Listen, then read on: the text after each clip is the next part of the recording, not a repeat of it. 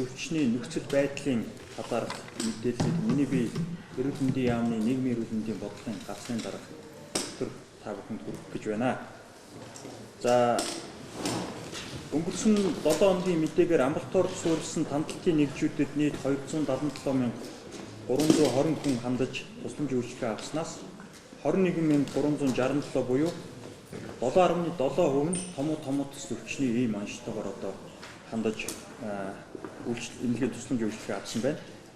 За эндээс яг эмнэлэгт суурилсан тандалтын нэгжүүдэд ирсэн мэдээллээр 9643 хүн хэвтийн эмчилүүлж байгаагаас 3087 буюу 32% нь амьсгалын замын цочмог хүнд халдвар гэсэн ийм одоо онцлогоор хэвтийн эмчилүүлж байгаа. Тэгэхээр том төсөл өвч маань ихэвчлэн одоо яах нь хүндрэл нь илэрж байгаа хүндрэлийн хэлбэрний амьсгалын замын цочмог хүнд халдвар байдаг. За хатгалгаа бусад төрлийн одоо амьсгалын замын хүндрэлүүд байх юм. Тэгэхээр энэ тооны хамгийн гол одоо үзүүлэлт нь өнгөрсөн оны яг энэ үедээ харьцуулахад 10 орчим хувиар илүү байгаа. Тэгэхээр өөрөөр хэлбэл өнгөрсөн онтойгоо харьцуулахад бид нар энэ амьсгалын замын цочмог хүнд халдварын онцлог хэвтийн эмчилүүлж байгаа ийм одоо хүмүүсийн тоо өндөр байгааг илэрхийлж байна гэсэн үг. Тэгэхээр энэ бол бидний бас одоо анхаарал үзэх ёстой ийм зүйл. За тэгээд том төсөл өвчнөөр өвчлөгсдийн 47.1% нь харин саяхан хэлсэн амьсгалын замын цочмог хүнд халдварын 72%-ийг 5 хүртэлх насны хүүхдүүд эзэлж байна. Тэгэхээр энэ хүндрэлээр өвдөд байгаа гол одоо эрсдэл бүлэг маань яг 5 хүртэл насны хүүхдүүд байж байгаа. Нийт одоо энэ онцлог хэвтэж байгаа хүмүүс одоо хүн амын 5.4 нь 5 хүн одоо нэг нь 5 хүртэл насны хүүхдүүд байна. Тэгэхээр энийг бас өнгөрсөн 7 хоногийнхоо мэдээтэй бид нар харьцуулж харахад 8.5% ихсчээд байна. Хамгийн одоо гол өнөөдрийн бас хэвлэлийн уралаар та бүхэнд хэлхийг хүссэн зүйл бол энэ хүнд халдварын одоо хэмжээ нэмэгдээд байгаа шүү гэдгийг нийт ард иргэдэд бас анхааруулж хэлж байгаамаа. За ингээд энэ жил хайцсангүй одоо их хугацаанд эхлүүлсэн та бүхэн мэдж байгаа. Тэр нь юу вэ гэхээр одоо томоогийн вакцинжуулалт нь 9 сараас эхэлж нийт одоо эрүүл мэндийн салбарын хүн одоо хүмүүсээ хамруулсан. Хэдийгээр тийм боловч одоо Улаанбаатар хотод нийт зорилттой төрлийн 90.4% томоогийн вирусын одоо эсрэг томоогийн вакцинжуулалтанд хамрагдсан байна. Тэгэхээр томоогийн вирус маань орчил буюу одоо хүн амд бас энэ өвчтөлийн шалтгаан болоод ороод ирсэн энэ талаар мэдээллийг утгагүй өгнө. Тэгээд ер нь бол 12 сарын сүүлээр илүү хүндрэл өгдөг. Илүү одоо 12 сарын сүүлээс эхлээд 1 сарыг амлсан 2 сар гартал энэ одоо томоогийн вирус маань голлох шалтгаан болж явдаг. Тийм учраас эрсдэл бүлгийн хүмүүс маань өрхийн эмнэлгүүдээрээ дамжуулаад одоо ч гэсэн энэ томоогийн вакцин хамрагдах юм боломжтой байгаа шүү гэдгийг та бүхэнд бас дуулгая. За ингээд бид нар 12 сарын 5-ны байдлаар халдвар төвчин судлалын вирус судлалын лабораторид нийт 223 сорьцонд шинжилгээ хийсэн. За ингээд 48 сорьцонд буюу 21.5% нь амьсгалын замын синцитал вирус илэрсэн байна. Харин томоогийн А хүрээний вирус H1N1 вирус 12 дахиад буюу 5.3% нь илэрсэн. За хүмүүсийн ард иргэдийн маань бас анхаарал тавиад асуугаад байгаа зүйл SARS-CoV-2 буюу COVID-19 маань дахиад тархаад байгаа юм шүү гэдэг ийм бас асуултууд нэлээд одоо анхаарал хандуулж асууж байгаа. За энэ SARS-CoV-2 вирус бол нийт нь 223 сорьцны 11-т буюу 4.9% нь илэрсэн байж байна. Тэгэхээр илүү анхаарал татж байгаа нь бол 48 хүнд буюу одоо сорьцонд буюу 21.5%-ийн эцгээд байгаа амьсгалын замын синцитал вирусын тархалт илүү байгаа шүү гэдэг. Энэ өөрөөр хэлбэл том төсөл өвчний энэ одоо үүсгэгч илүү байгаа шүү гэдгийг бид бүхэнд харуулж байгаа. Тэгэхээр энэ хандлагын мэдээлэл бол тогтмол 7 хоног одоо ингээд мэдээлэгдээд өдөр болгон бас зарим томдлтын зорилгоор бид нар мэдээлэл аваад согцсон шинжилгээ хийгээд ажилладаг. Тэгээд энэ анхаарал татсан вирусын ямар халдвар давмгай байгаад байгаа юм бэ гэдгээр дахин одоо халдвар төвчин судлалын үндэсний төв маань 12 сарын 9-ний байдлаар эмнэлэг хэвтээд түрүүний хэлсэн нөгөө амьсгалын замын цочмог хүнд халдвартай ийм хүүхдүүдэд бага насны хүүхдүүдэд шинжилгээ хийж үзсэн. Нийтдээ 109 сорьцонд энэ одоо хүнд амьсгалын замын цочмог хүнд халдвараар өвдсөн хүүхдүүдэд шинжилгээ хийхэд 15 төрлийн томуу төс өвчний үүсгчийг илрүүлэх ийм шинжилгээ хийсэн. За үүнээс 67 сорьцонд бол 67 сорьц буюу нийт сорьцны 64.4% нь ямар нэгэн вирус илэрсэн байна. За тэр илэрсэн вирус дотор 30 буюу 45% нь түрүүний хэлсэн давмгайлж одоо вирусын халдвар үүсгээд байгаа амьсгалын замын синцитал вирусын халдвар байж байна. За 12 нь буюу эрэг тохиолдлын 18% нь улирлын томоогийн A хүрээний H1, A1 вирус байна. За харин 18% хүнд сорьцонд буюу 27% нь вирусын хавсарсан халдвар байж байна. Тэгэхээр энэ бүлэг нь өөр байгааг та бүхэн анхаарах ёстой. Энэ бол яг амьсгалын замын цочмог хүнд халдвартай бага насны хүүхдүүд болон одоо хүүхдүүдэд хийсэн ийм судалгаа гэж. Энэ хавсарсан 18 халдварын 2 тохиолдол нь SARS-CoV-2 вирус хавсар тохиолдсон ийм зүйл. Тэгэхээр яг энэ хийгдсэн судалгаагаар бол SARS-CoV-2 COVID-19 гэж бид нэр одоо нэрш зансан. Энэ одоо халдвар дангаар бол байхгүй, харин бусад вирусын халдвартай 2 тохиолдол байна. За дараагаар нь бид бүхэн бас агаарын бохирдлын одоо хүний эрүүл мэндэд нөлөөлөх байдалтай холбоотой олон асуултууд ирж байгаа. За энийг бид бүхэн бүгдээрээ л одоо мэдэж байгаа. Гэхдээ агаарын бохирдол гэхээр бид нар зөвхөн гадаад орчны агаарын бохирдлоо өөрөөр хэлбэл нүдэнд харагдах ийм бохирдлоо яриад. Тэгэхээр өнөөдөр Монгол улсад гадаад орчны агаарын бохирдол нь байна, дотоод орчны агаарын бохирдол нь байна. Дэлхийн нийтэд агаарын бохирдлоос үүдэлтэй нас баралтын нийтдээ 60 орчим хувь нь гадаад орчны агаарын бохирдолтой холбоотой. 40 орчим хувь нь дотоод орчны агаарын бохирдолтой. Тоо үзүүлэлтээр нь хэлэх юм бол 1 жилийн дотор гадаад орчны агаарын бохирдолтой 4.2 сая хүн нас барж байгаа.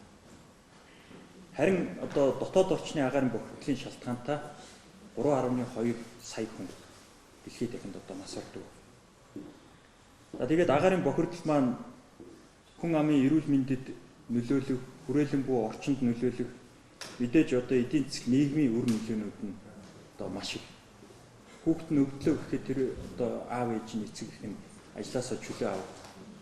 Тэр одоо ажилчид өөрсдөө өвдлөө гэхэд ажлын бүтээмж буурах, ажлаасаа мөн одоо чөлөө авах. Энийг дагаад одоо нийгмийн эдийн засгийн олон одоо алдагдал, сөрөг одоо ийм зүйлүүд гарах нь бол ойлгомжтой. Тэр бидхийг л агаарын бохирдол бол одоо хүний сэтгцийн эрүүл мэндэд нөлөөлөхийг та бүхэн бүгдээрээ мэдж байгаа.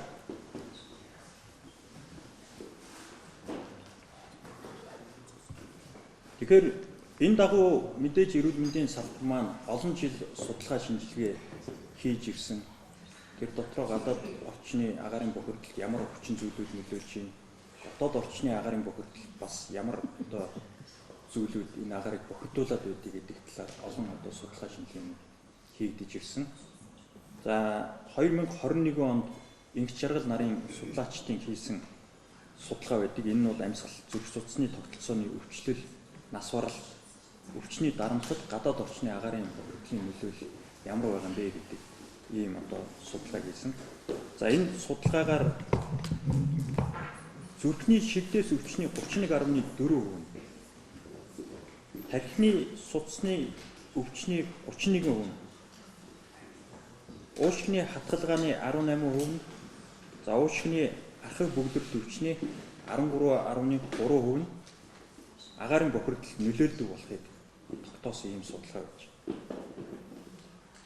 Тэгэхээр энэ агаарын бохирдол бид нэр мэдээж нүдэнд харагдахаар нь илүү одоо гэр хорооллын гэдэг юм уу, уурын зовлон яндангийн утааг хэлэхгүй ярьдаг. Энэ бол тэргүүлэх шалтгаан мөн үү гэхээр үүнээс гадна бид нар бас гадаад орчны агарыг хөгжүүлж байгаа олон одоо хүчин зүйлүүдийг, дотоод орчны агарыг хөгжүүлж байгаа олон зүйлүүдийг бид нар бас утсан сэргийлэх, хариу арга хэмжээ авах юм шаардлага байна. Түүний нэг нь бол автомашинаас гардаг, ялангуяа дизель хөдөлгөөрт автомашинаас гардаг энэ утаанууд бол хүний эрүүл мэндэд бас ноцтой одоо хөрхийг үзүүлдэг. Бид нар удмаар чөлөөтэй алхах боломж олгож дандаа л автомашины зам дагаад алхдаг. Агаарын одоо энэ утаанаас гадна автомашинаас гарч байгаа тэр утаанууд ямар одоо үнэртгэл одоо ямар одоо сөрөг таагүй мэдээг зүйлийг бид нар төрүүлдэг лээ, сэтгэлийг төрүүлдэг лээ. Тэгэхээр энэ автомашины насжилтын хувьд бол нийт автомашины 75% нь 10-аас дээш жилийн одоо насжилттай байна. Өөрөөр хэлбэл тэр хэмжээгээр л одоо агаарт гарч байгаа бохирдуулагч одоо зүйлүүд ихтэй байна гэсэн ийм зүйл. За мөн одоо тамхиг бид нэр ярихгүй байна. Сүүлийн үед бол электрон тамхи бусад одоо утаа тамхины асуудал Монгол улсад ерөөсөө ямар ч интервенц хийгээд энэ бол ерөөсөө буурахгүй. Монгол одоо эрэгтэй хүндний 2.1 буюу 50% тамхи. За тэрийгээ дагаад дам тамхитланд үлдчихэж байгаа ийм зүйлүүд байна. Бодомж талбайгаар чөлөөтэй тамхи татаа явахад ард нь одоо алхаа явуулж байгаа тэр хүмүүс бол дам тамхитланд үлддэг. Ийм одоо зүйлүүд байсаар. Тэгэхээр бид нар агаарын бохирдлын нөлөөнд түлхүү одоо өртөх боломжтой 65-аас дээш насны ахмад наснууд байна. Энэ хүмүүс маань ихэвчлэн одоо зүрхсэсний өвчлөл, ажлын замын өвчлөл, халдварт ус одоо олон өвчлөлийн ийм эрсдэлтэй өвдсөн хавдраар өвдсөн хүмүүс байдаг учраас тэдгээрийг бид нар хамгаалах сэргийлэх шаардлагатай. Мөн 0-5 насны хүүхдүүдэд эрсдэл бүлэг учраас тэдгээрийг бид нар хамгаалах шаардлагатай. Жирэмсэн эхчүүд байж юм. Бусад одоо архив суур өвчтөй тэгэл одоо эрсдэл тэгэл сэргийлэх юм шаардлагатай. Бас юм дартав шүү дээ. Хүүтний үлрэл ирж чангарч байгаатай холбоотой улмал энэ агаарын бохирдлын асуудал өдөр болгон бид нар мэдээлэл аваад ингээ хараад явж байгаа. Агаарын бохирдлын асуудал олон зүйл байна. Ерөнхийдөө шахмал төлөвчтэй холбоотойч бас судалгаа шинжилгээнүүд олон хийгдсэн. Энэ судалгаа шинжилгээнүүд байдаг. Зарим одоо үзүүлэлтүүд, эерэг үзүүлэлтүүд байж байгаа. Шахмал төлөвч хэрэглэснээс хойш агаарыг бохирдуулж гол хүчин зүйл бол PM 2.5 гэж хамгийн одоо нарийн ширхтээ амьсгалын замыг гэмтээдэг энэ одоо тоосон цэргийн хэмжээ бол буурсан ийм одоо эерэг үзүүлэлтүүд байгаа. Гэтэ бас бусад одоо зарим нэг тийм одоо хэмжээ бас нэгдсэн ийм ч бас үзүүлэлтүүд байна. Гэх мэтлэн олон одоо судалгаануудыг эрүүл мэндийн салбарын маань гаргаад эрүүл мэндийн нөлөөллүүдтэй тодорхойлоод энэ зөвхөн өнөөдөр ярьж байгаа асуудал биш гэдэг та бүхэн бүгдээрээ л мэдж байгаа. 10-20 жил 30 жилийн нэг л ярьж байгаа. Тэгээд нэгэнт одоо энэ агаарын бохирдол ихтэй ийм үед гэхээр гацаа авахгүй сэргийлэх арга хэмжээ авах шаардлагатай. Тэр нь бол гадуур дотор олон хүн сугалсан газраар баг яв. Тэгээ явсан тохиолдолд маск зүүж, хөвшиг, ялангуяа эрүүл мэндийн байгууллагууд дандаа л одоо дадлан дарамгуулагдсан дархлал багтаа янз бүрийн одоо өвчнийг туссан тийм л хүмүүс тэр үйлчлүүлдэг учраас эрүүл мэндийн байгууллагаар үйлчлүүлдэг бол байлшгүй масктай үйлчлүүлэх. Дээр нь ер нь аж ахуй албан байгууллагууд бас үргэлжмээр байгаа. Хэрвээ олон хүн цугласан арга хэмжээ бол баг зөвхөн байна. Цугласан тохиолдолд бид нар маска зүүж хөвшиг, гарын одоо гараа угаах боломжоор нь хангах, гар халдваргүйжүүлэх энэ одоо зүйлүүдээр нь хангах. Хэмжээний энгийн арга хэмжээнүүд HEPA фильтртэй шүүгтүүрүүдийг агаар шүүх цэвэршүүлэгч нарын бас одоо сургууль цэцэрлэг аж ахуйн нэгжүүд байрлуулах ийм зүйлүүдийг зайлшгүй шаардлагатай. Аж ахуй нэгжүүд маань энэ дээр бас санаачлалтаа хамтарч нийгмийн эрүүл мэндийн бодлого дээр ер нь зөвхөн ханиад том уу гэлтгүй агаарын бүртгэл олон зүйлүүдээр хамтарч ажиллах шаардлагатай. Хэрвээ таны одоо жишээлбэл ажилтан өвдлөө гэхэд тэр одоо ажилтны гаргаж байгаа ажлын бүтээмж хуурна. Эсвэл одоо олон эрсдэл хүчин зүйлүүд тэрнээсээ болж аж ахуй нэгжүүд маань мэдээж эдийн засгийн хувьд бол алдагдaltaа бизнесийн үйл ажиллагаа явуулах алдагдaltaа ийм зүйлүүд болдог. Тийм учраас энэ бол зөвхөн одоо эрүүл мэндийн салбарын асуудал биш, олон салбарын хамтын ажиллагааны хүрээнд шийдэгдэг. За аж ахуй нэгж ард иргэдийнхээ одоо хамтын хүчээр энэ одоо эрсдлийг давах ийм зайлшгүй шаардлагатай учраас энэ зүйлүүдийг бас та бүхэндээ уриалж байгаамаа. Тэгээд та бүхэн мэдж байгаа одоогийн 5 дахь нэгдүгээр өдөр болно.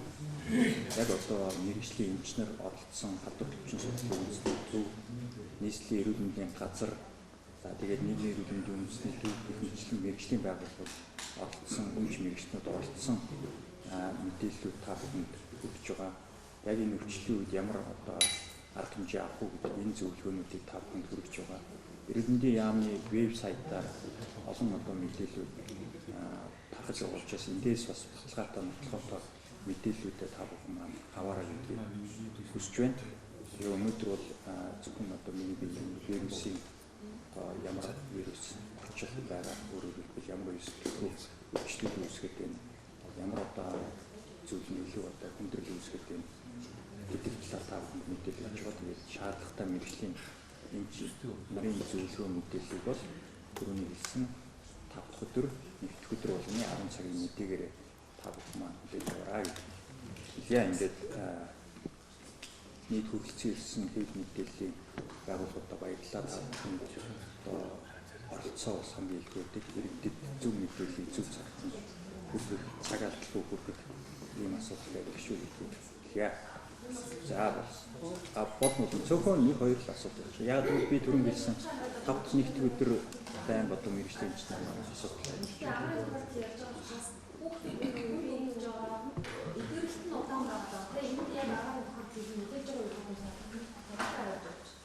Энэ яг 100% зөвхөн одоо гэрээс гарч байгаа энэ уурын зугнаас гарч байгаа гарын бохирдол нөлөөлж ийн гэдгийг 100% судлаад одоо хэлсэн юм бол байна. Гэхдээ түрүүн би хэлсэн шүү дээ.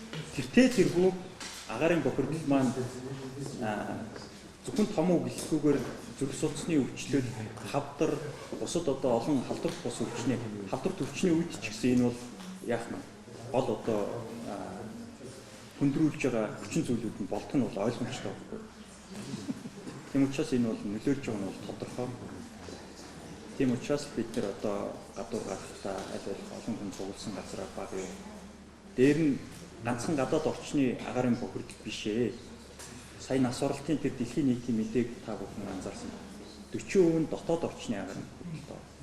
Тийм учраас Монгол бас л дотоод орчны агарын бохирдлын асуудал хүнд хэвээр хийгдсэн судалгааны тоо баримтууд бас л байж байна. Тэр аль алин дээр нь бид нар анхаарч байна. Нийтээр маск зүгээр хийж